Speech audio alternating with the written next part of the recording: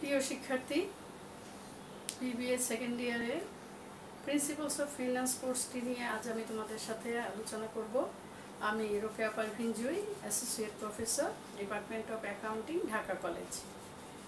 ইতিপূর্বে আমি তোমাদের সেকেন্ড ইয়ারেরই প্রিন্সিপালস অফ ফাইন্যান্স এবং বিজনেস স্ট্যাটিস্টিক্স কোর্সটি বেশ কিছু ক্লাস নিয়েছি।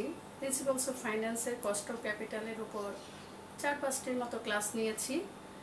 আশা করি এতদিনে তা তোমরা প্র্যাকটিস করেছো এবং অনুধাবন করতে পেরেছো, এবং বিজনেস স্ট্যাটিস্টিক্সেরও যে চ্যাপ্টারগুলি করিয়েছি সেগুলিও প্র্যাকটিস করেছো। সে ধারাবাহিকতায় আজকে আমি প্রিন্সিপালস অফ ফাইন্যান্সের যে চ্যাপ্টারটি আমি তোমাদের সাথে আলোচনা করব, investment decision of capital budgeting.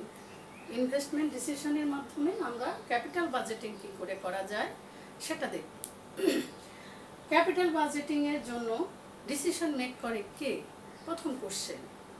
প্রত্যেকটা থিওরিরই মাথায় প্রথমে কোশ্চেন আনতে হবে এবং কোশ্চেন আনার পরে তারপরে অ্যান্সার খুঁজতে চেষ্টা করবা। আর আমি ফেস টু ফেস ক্লাসে তোমাদের যে বিষয়টা দেখেছি যে তোমরা একটা চ্যাপ্টার শুরু করলে ইন্ট্রোডাকশন চ্যাপ্টারটার উপর আগ্রহ কম থাকে। ইন্ট্রোডাকশনের উপর দেখা যায় যে আমাদের কি থাকে আমাদের কিছু থিওরি, কিছু মূলমন্ত্র, কিন্তু সেদিকে তোমাদের নজর একটু কম থাকে, মনোযোগ একটু কম থাকে। কিন্তু যখনই আবার আমরা প্র্যাকটিসে চলে যাই, ক্যালকুলেশনে চলে যাই, তখন তোমাদের বেশ ভালো মনোযোগ পাওয়া যায়। আমি মনে করি এটা ঠিক না, কারণ যে কোনো বিষয়ের একটা ভিত্তি থাকে, বেজের উপর স্ট্যান্ড করে। তেমনি যে কোনো প্র্যাকটিস বা ক্যালকুলেশন বা অঙ্ক যেটাই বলি না কেন, তার আগে তোমাকে থিওরিটা খুব ভালোভাবে অনুধাবন করতে হবে এবং বুঝে নিতে হবে। যেমন একটা গাছের শিকড় দাঁড়িয়ে থাকে মাটির উপর, অর্থাৎ মাটিটা হলো তার ভিত্তি। সুতরাং কোনো চ্যাপ্টারের ভিত্তি হলো তার থিওরিটা একটু ভালো করে বোঝার চেষ্টা করবা, তারপরে ক্যালকুলেশন তোমার জন্য অনেক বেশি ইজি হয়ে যাবে। আজকে আমি সেই ক্যাপিটাল বাজেটিংয়ের থিওরিটিক্যাল আসপেক্ট নিয়ে আলোচনা করব এবং যে যে বিষয়ের উপর আমাদের গুরুত্ব আরোপ করতে হবে সেই বিষয়টা, আমাদের ক্লিয়ার কনসেপ্ট যাতে সৃষ্টি হয় সে বিষয়টা আমরা দেখব। যেমন investment decision, capital budgeting. Investment ডিসিশনটা আসলো কোত্থেকে? কোনো একটা প্রতিষ্ঠানের ম্যানেজার, যিনি পরিচালক থাকেন বা ম্যানেজিং ডিরেক্টর থাকেন, বা ডিসিশন মেকিং যার উপর ডিপেন্ড করে, সে কয়টা বিষয়ের উপর ফোকাস করে। যেমন একটা হলো investment decision, financial decision, dividend decision. Investment decision first priority হচ্ছে ইনভেস্টমেন্ট ডিসিশন। ইনভেস্টমেন্ট সঠিক জায়গায়, সঠিক সময়ে, সঠিক নিয়মে যদি করা যায়, তাহলে আমাদের ফিনান্সিয়াল ডিসিশনে সুবিধা হবে এবং শেয়ার হোল্ডারদের ডিভিডেন্ড পলিসিটা আমাদের ফেভারেবল হবে। তো ইনভেস্টমেন্ট ডিসিশনের ক্ষেত্রে আমাকে কি করতে হবে? প্রথমে করতে হবে ক্যাপিটাল বাজেটিং। ক্যাপিটাল বাজেটিং হয় ক্যাপিটাল বাজেটিং। ক্যাপিটাল বাজেটিংটা কি? অর্থাৎ কোথায় ইনভেস্ট করব, কেন ইনভেস্ট করব, সেখানে নিরাপত্তা কি, সেই ইনভেস্টমেন্টের প্রফিটেবিলিটি কি, ফিউচার অ্যাসপেক্ট কি, এই বিষয়গুলি আমরা প্রথমেই জেনে নিব। That's why this is called capital budgeting. Budgeting মানে হচ্ছে কি? বাজেটিংয়ের যদি হুবহু বাংলা করি প্রাক্কলন, বা আর যদি ফোরকাস্টিং বলি তাহলে পূর্বানুমান। এই বাজেটিংটা অবশ্যই তোমার পদক্ষেপ গ্রহণের আগের একটা পর্যায়, অর্থাৎ তুমি কোনো প্রজেক্ট সিলেকশনের আগেই তোমাকে বাজেটিং করতে হবে। কিসের বাজেটিং করতে হবে? ক্যাপিটাল বাজেটিং করতে হবে। ক্যাপিটাল বাজেটিংটা কি, লং টার্ম না শর্ট টার্ম? অবশ্যই এটা লং টার্ম ডিসিশন মেকিং। তাহলে ক্যাপিটাল বাজেটিংয়ের জন্য আমরা কয়েকটা কোশ্চেন অ্যারাইজ করেছি। কোশ্চেনগুলি কি দেখো, বিশাল বড় একটা কোশ্চেন মার্ক দিয়ে আমি দেখানোর চেষ্টা করেছি যে হোয়ার এবং হুইচ, এই দুইটা শব্দের অ্যান্সার আমরা খুঁজবো ক্যাপিটাল বাজেটিংয়ের মাধ্যমে। হোয়ার ইনভেস্টমেন্ট, অর্থাৎ কোথায় ইনভেস্ট করব, কোন প্রজেক্টে ইনভেস্ট করব, সেটা কি একটা প্রজেক্টকে অ্যাকসেপ্ট রিজেক্টের মাধ্যমে করব, নাকি মিউচুয়াল এক্সক্লুসিভ প্রজেক্ট থেকে আমরা বাছাই করব। তাহলে হোয়ার ইনভেস্টমেন্ট, এই উত্তর আমরা খুঁজব। দেন কোশ্চেন আসে যে আমরা প্রজেক্ট, ভালো প্রজেক্ট পেলাম, প্রফিটেবল প্রজেক্ট পেলাম, বাট আমার ক্যাপিটালের সেফটিটা কোথায়?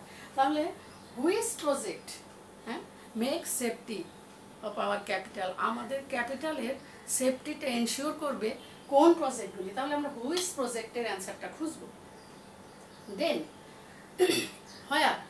হোয়ার রিস্কলেস, ক্যাপিটালের জন্য অবশ্যই রিস্ক একটা বড় ফ্যাক্টর। রিস্কলেস প্রজেক্ট আমরা খুঁজবো যে প্রজেক্টের রিস্কটা কম, এটাই হচ্ছে একটা ইম্পর্টেন্ট বিষয়। তবে আমরা প্রায়শই বলে থাকি no risk no gain, no risk no gain, কিন্তু রিস্ক একটা লেভেল পর্যন্ত আমরা রিস্কটাকে গ্রহণ করতে পারবো। আমাদের আউট অফ কন্ট্রোলে যেন রিস্কটা চলে না যায়, তাহলে আমার কোথায় আমার ইনভেস্টমেন্টটা রিস্কলেস হিসেবে আমাদের সামনে আসবে সেই বিষয়টা আমরা দেখব। তারপরে হচ্ছে মেইন জিনিস ব্যবসায়ে, যদিও সবসময় এটা কি আমরা প্রাধান্য দিই না, যে প্রফিট ম্যাক্সিমাইজেশন। ব্যবসায়ের একটা ক্রাইটেরিয়া থাকে profit maximisation or wealth maximisation. এখানে আমরা দুইটা কম্বিনেশন দেখব। আমাদের কিছুটা প্রফিট ম্যাক্সিমাইজেশনও দরকার, আবার ওয়েলথ ম্যাক্সিমাইজেশনও দরকার।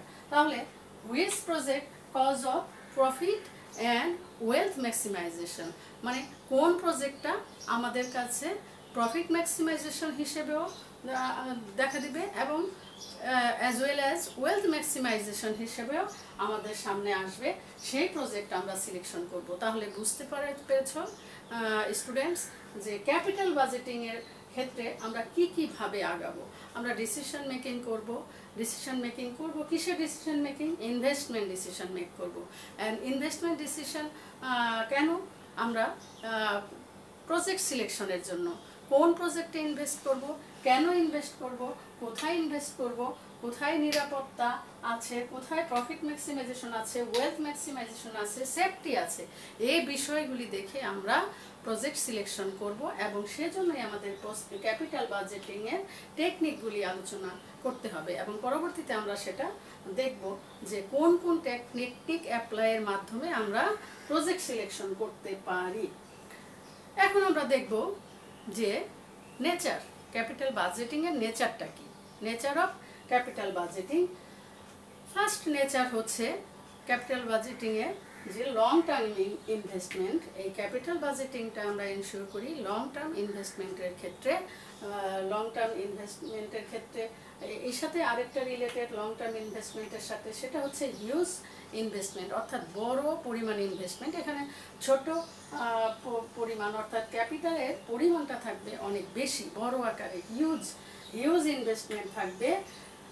এরপর মোস্ট ইম্পর্টেন্ট বিষয় যেটা, সেটা হচ্ছে টাইম ভ্যালু অফ মানি। আজকে 10 টাকা আর 1 বছর পরে 10 টাকা কখনোই সমান হবে না, এই জিনিসটা আমাকে অ্যালাউ করতে হবে। ইনভেস্টমেন্টের ক্ষেত্রে আমরা প্রথম যদি দেখি যে আমার কতদিন পরে কত দ্রুত আমার ক্যাপিটালটা উঠে আসে, আমরা রিকভারি করতে পারি, সেই জিনিসটা যত সহজ আমাদের জন্য দেখা, কিন্তু সেই সাথে সাথে টাইম ভ্যালু অফ মানি, ইনফ্লেশনের একটা ব্যাপার থাকে যে যদি আজকে আমার 100 টাকা প্রফিট হয় এবং সেই প্রফিটটা যদি আমি 5 বছর পরে ওই 100 টাকাই পাই, তাহলে কি সেই ভ্যালুটা সমান থাকবে? কখনোই থাকবে না, কারণ পারচেজিং পাওয়ার কমে যাবে। ডে বাই ডে সাধারণত পারচেজিং পাওয়ার কমে যায় ইনফ্লেশনের কারণে। তার একটা নির্ধারিত রেট থাকবে, সেই রেটের মাধ্যমে আমরা ডিসকাউন্ট ফ্যাক্টরিংয়ের মাধ্যমে আমরা সেটা মেজার করার চেষ্টা করব। দেন ফিউচার বেনিফিটটা আমাদের কি হবে সেটা আমাদের দেখতে হবে। লিকুইডিটি অ্যান্ড প্রফিটেবিলিটিটা কি হবে সেটা দেখতে হবে। অর্থাৎ আমাদের টাকা দীর্ঘমেয়াদে যদি আটকে থাকে তাহলে আমরা রিইনভেস্টমেন্ট করার সুযোগ পাবো না, তাহলে আমাদের লিকুইডিটিটা কতদিন পর পর আমাদের হাতে আসবে এবং সেখানে প্রফিটেবিলিটি রেটটা কত আছে, সেটা আমার কস্ট অফ ক্যাপিটাল চেয়ে যেন প্রফিটেবল রেটটা বেশি হয়, এদিকেও আমাদের খেয়াল রাখতে হবে। এবং সেটা মেজারমেন্টের জন্য আমরা যেটা দেখব IRR, internal rate of return. যখন ক্যাপিটাল বাজেটিংয়ের টেকনিকগুলি আমরা আলোচনা করব, তখন আমরা দেখতে পাবো যে প্রফিটেবল রেটটা কোথায় আমাদের জন্য ফেভারেবল হয় এবং লিকুইডিটি সিচুয়েশনটা আমাদের জন্য কতটুকু ফেভারেবল হয়, এই বিষয়গুলি আমরা দেখব ক্যাপিটাল বাজেটিংয়ের মাধ্যমে। তাহলে আমরা কি পেলাম? নেচার অফ ক্যাপিটাল বাজেটিংয়ে পেলাম long term investment, huge investment, time value of money, future benefit, liquidity and profitability. আমরা এবারে আমরা যে বিষয়টা আলোচনা করব অত্যন্ত গুরুত্বপূর্ণ, স্টেপস অফ ক্যাপিটাল বাজেটিং। আমরা ক্যাপিটাল বাজেট যখন করব তার জন্য কি কি ধাপে ধাপে আগাবো, কোন পদক্ষেপের পর কোন পদক্ষেপ নিব, সেই বিষয়টা নিয়ে আমি আলোচনা করব।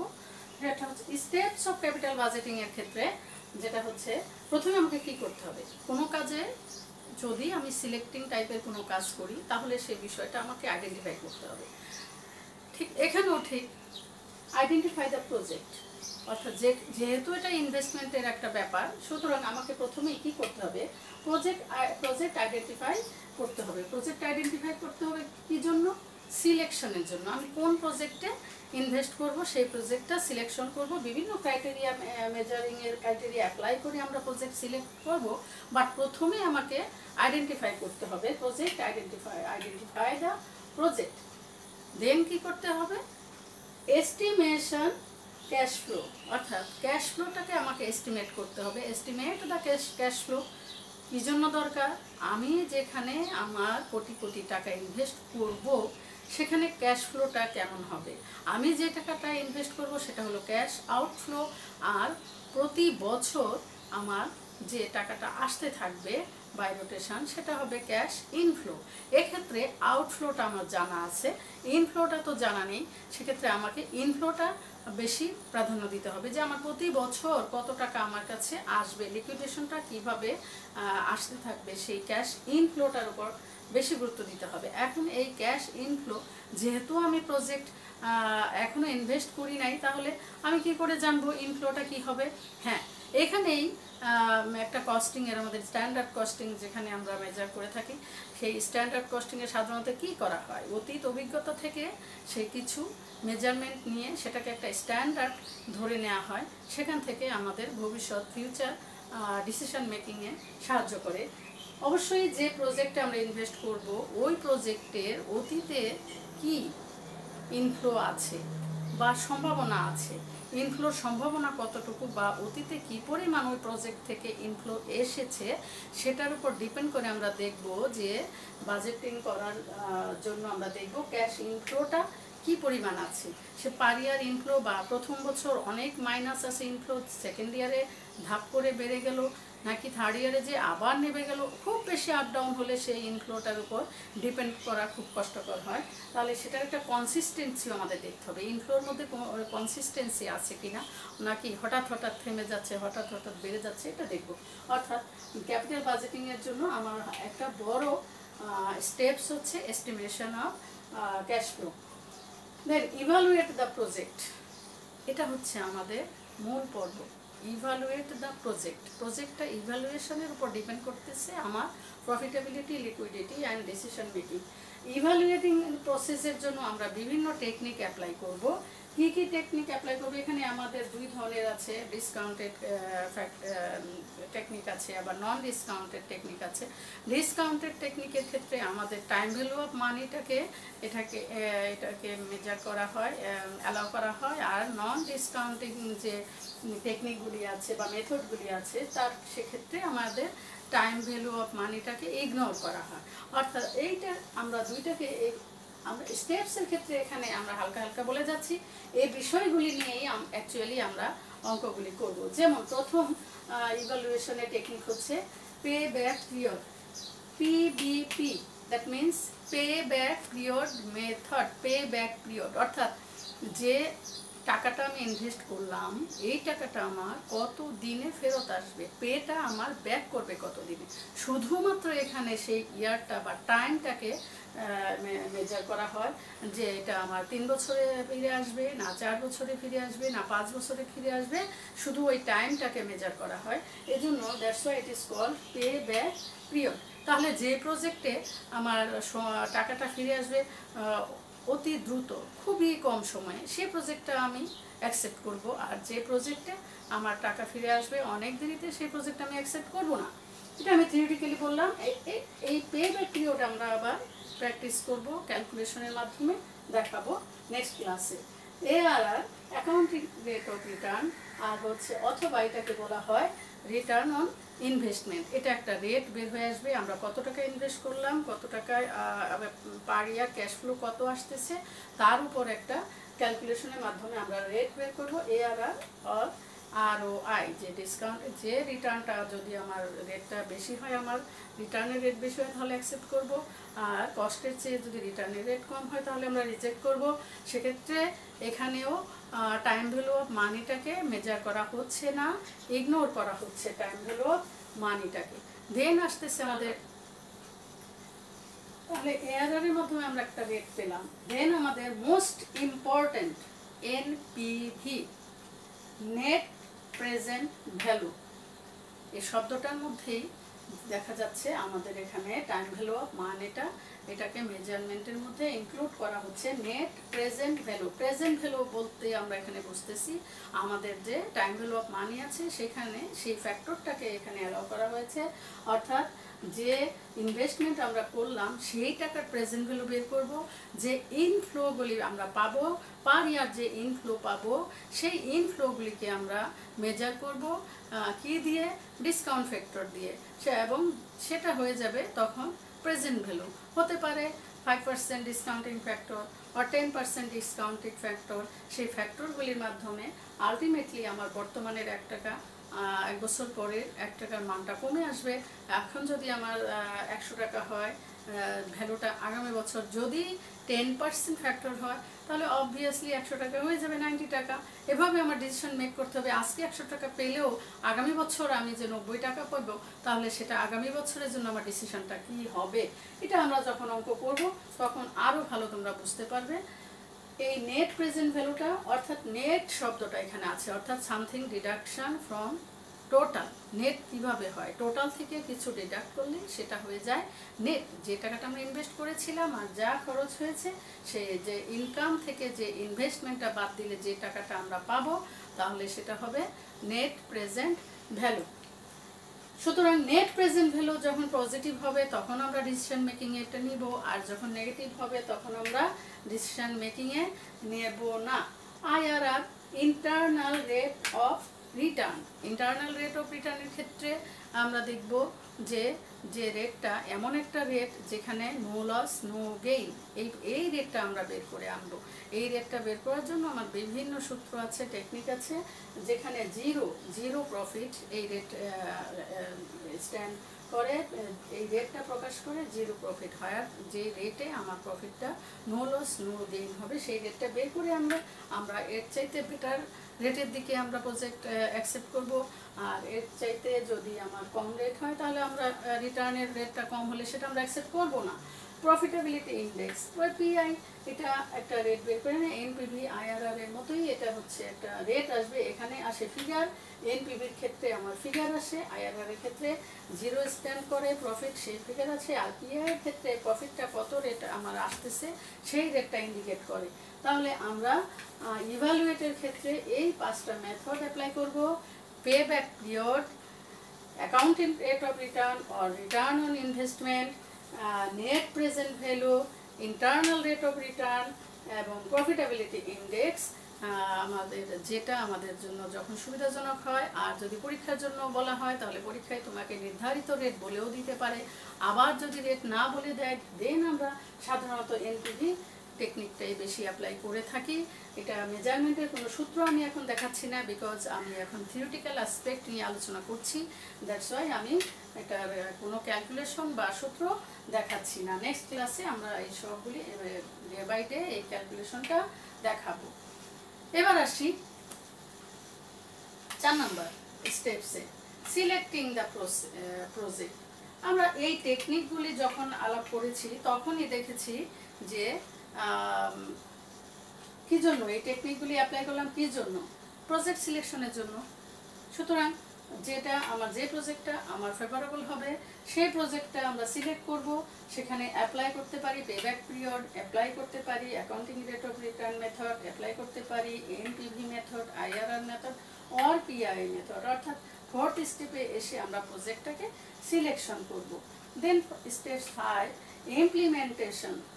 যে কোনো যে ডিসিশন নিলেই তো হবে না, সেটা তো বাস্তবায়ন করতে হবে, অর্থাৎ ইমপ্লিমেন্ট করতে হবে। তাহলে আমরা সেই প্রজেক্টটাতে ইনভেস্ট প্রক্রিয়ায় তখন যাব, অর্থাৎ ইমপ্লিমেন্টেশনে যাব। দেন হচ্ছে কন্টিনিউয়াস ইভালুয়েশন। একবার ইভালুয়েশন করে আমরা বসে থাকলে হবে না, আমাকে day by day or yearly और 6 মান্থলি আমরা ইভ্যালুয়েশন করব, যে আমাদের ইভ্যালুয়েশনে যদি কোনো ভুল হয়ে থাকে, আমাদের ডিসিশন মেকিংয়ে যদি কোনো ভুল হয়ে থাকে, তাহলে কন্টিনিউয়াস ইভ্যালুয়েশনের মাধ্যমে আমরা আবার সেটা সংশোধন করতে পারবো। সুতরাং আমরা স্টেপস অফ ক্যাপিটাল বাজেটিংয়ের যে 6টা ধাপ পেলাম, এই 6টা ধাপ ভালোভাবে অ্যাপ্লাই করব, ক্যালকুলেশনের মাধ্যমে অ্যাপ্লাই করব, ডিসিশন মেকিংয়ের মাধ্যমে অ্যাপ্লাই করব, দেন আমরা ডিসিশন মেকে যাব এবং ক্যাপিটাল বাজেটিংটা তখন ফ্রুটফুল রেজাল্ট দিবে। এবার আমরা আসি কত ধরনের ডিসিশন মেকিং হতে পারে। Types of capital budgeting. Types of capital budgeting এর ক্ষেত্রে আমরা কি পাচ্ছি? একটা হচ্ছে অ্যাকসেপ্ট রিজেক্ট ডিসিশন, হয় অ্যাকসেপ্ট করব নয়তো রিজেক্ট করব। Accept reject decision. দেন এটা হচ্ছে ইন্ডিপেন্ডেন্ট প্রজেক্টের ক্ষেত্রে মিউচুয়ালি এক্সক্লুসিভ ডিসিশন, অর্থাৎ অনেকগুলি প্রজেক্ট যখন আমার থাকে সেখান থেকে বেটার প্রজেক্টটাকে মিউচুয়ালি অ্যাকসেপ্ট করাটাই হচ্ছে mutually exclusive decision. That is 5টা প্রজেক্ট থাকলো, 5টা প্রজেক্টের আমার ক্যাশ ফ্লো থাকলো, 5টা প্রজেক্টের জন্যই আমি payback period or NPV calculation করলাম। দেন আমি দেখব which project is more profitable, তাহলে যে প্রজেক্টটা আমার মোর প্রফিটেবল হবে সেই প্রজেক্টটা নিব। এভাবে র্যাঙ্কিং করে করে যদি আমার দুটো প্রজেক্ট নেওয়ার মতো অ্যাবিলিটি থাকে, র্যাঙ্কিং করে করে আমি 1 নাম্বার প্রজেক্ট অ্যাকসেপ্ট করব, দেন 2 নাম্বার প্রজেক্ট অ্যাকসেপ্ট করব, দেন 3 নাম্বার প্রজেক্ট অ্যাকসেপ্ট করব। এরপর আছে ক্যাপিটাল রেশনিং। অনেক সময় একটা প্রজেক্টে টাকা ইনভেস্ট করলে সেটা বুদ্ধিদীপ্ত ফল আসে না, আমাদের খুব ভালো ফল আসে না। তখন কি করা হয়? অনেক টাকা যদি আমরা একটা প্রজেক্টে ইনভেস্ট না করে রেশনিং করি, যে আমি কোন প্রজেক্টে কতটুকু ইনভেস্ট করব। আবার অনেক সময় ছোট ছোট প্রজেক্ট থাকে, আমার ক্যাপিটাল আছে, হিউজ পরিমাণ ক্যাপিটাল আছে, কিন্তু প্রজেক্টের ভ্যালুটা ছোট, কম। সেক্ষেত্রেও আমরা একটা প্রজেক্টে না ইনভেস্ট করে অনেকগুলি প্রজেক্টে ইনভেস্ট করতে পারি। সেক্ষেত্রে রেশনিং করব যে কোন প্রজেক্টের জন্য কতটুকু ক্যাপিটাল ইনভেস্ট করা আমার যুক্তিসঙ্গত হবে, তাহলে সেই পরিমাণ ক্যাপিটাল আমরা সেখানে ইনভেস্ট করব। তাহলে এই 3টা বিষয়ে পেলাম আমরা ডিসিশন মেকিং এর ক্ষেত্রে: accept reject decision, mutually exclusive decision, capital rationing. অর্থাৎ যদি একটা প্রজেক্টের বিষয় আসে যে এই প্রজেক্টটা আমি অ্যাকসেপ্ট করব কি করব না, সেক্ষেত্রে অ্যাকসেপ্ট রিজেক্ট ডিসিশন। আর যদি অনেকগুলি প্রজেক্ট থেকে আমাকে বেছে নিতে বলা হয়, সেক্ষেত্রে মিউচুয়ালি এক্সক্লুসিভ ডিসিশন। আবার যদি কয়েকটা প্রজেক্টে আমার ক্যাপিটালটা ভাগ ভাগ করে ইনভেস্ট করার প্রশ্ন আসে, তাহলে ক্যাপিটাল রেশনিং ডিসিশন এর মাধ্যমে আমরা ক্যাপিটালটাকে সুন্দরভাবে এবং সঠিকভাবে ইনভেস্ট করব।